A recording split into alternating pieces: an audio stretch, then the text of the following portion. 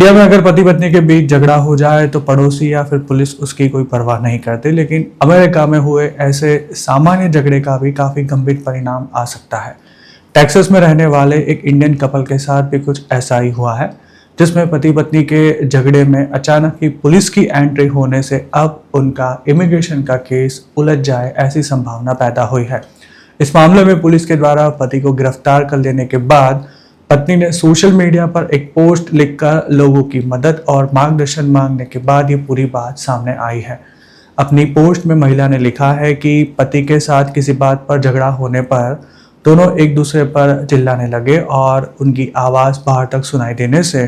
पड़ोस में रहने वाली एक महिला ने सीधे 911 पर फ़ोन कर दिया, जिससे पुलिस उनके घर आ पहुंची। फ़ोन करने वाली पड़ोसी महिला का ऐसा दावा था कि झगड़ा करने वाले पति ने अपनी पत्नी पर हाथ उठाया है, जिसके कारण उसे चोट भी लगी है। इस महिला ने भी ये बात का स्वीकार किया है कि कहासुनी के दौरान पति ने उसे पुश किया,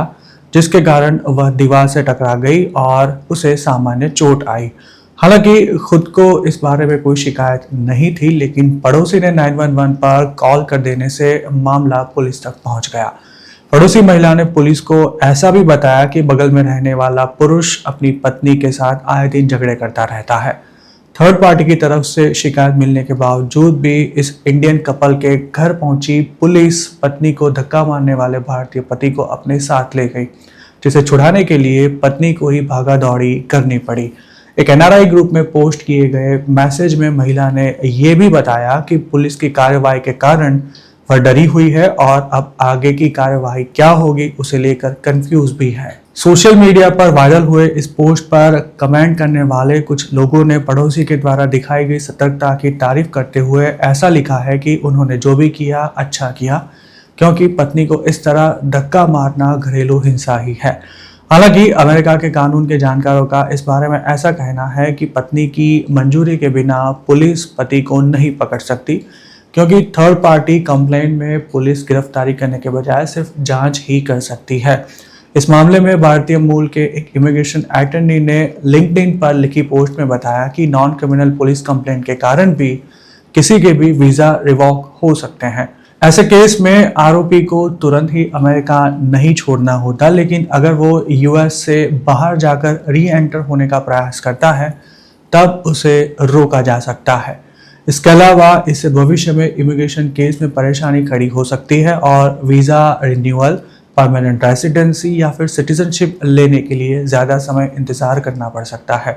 ग्रीन कार्ड या फिर नेचुरलाइजेशन के लिए अप्लाई करने वाले लोगों को पुलिस की कार्रवाई का सामना करना पड़ा है या नहीं, उसकी पूरी जानकारी देनी होती है। ऐसे में अगर गिरफ्तारी ना हुई हो तो भी इमिग्रेशन का केस उससे प्रभावित होने के पूरे चांस है,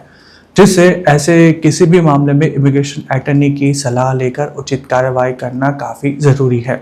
जिससे भविष्य में कोई प्रॉब्लम नहीं होगी ये सुनिश्चित भी किया जा सकता है। जिसके ऊपर डोमेस्टिक वायलेंस का आरोप लगा है, ऐसा इमिग्रेंट अगर अमेरिका में बिना किसी स्टेटस के रहता हो तो अब उसके खिलाफ डिपोर्टेशन की कार्रवाई भी हो सकती है और उसमें चार्जेस कोर्ट में साबित हो तब तक इंतज़ार करने की भी ज़रूरत नहीं है। 2025 में मास डिपोर्टेशन शुरू हुआ, तब ऐसे मामलों में कई एलियंस को अरेस्ट करने के बाद आइस के डिटेंशन सेंटर में भेज दिया गया था, जिसमें कई इंडियंस का भी नंबर आ गया था। पति पत्नी के बीच सामान्य कहासुनी होना वैसे तो कॉमन है, लेकिन अगर उसमें हाथापाई हो जाए और मामला पुलिस तक पहुंचे तब गुत्थी उलझ सकती है। 2025 में गुजराती कम्युनिटी में चर्चा का विषय बने टेनेसी के ऐसे ही एक मामले में एक अनडॉक्यूमेंटेड गुजराती युवक को उसकी पत्नी ने डोमेस्टिक वायलेंस के केस में फंसाकर डिपोर्ट करवा दिया था और पति के इंडिया पहुंचते ही वह अपने प्रेमी के साथ रहने चली गई थी।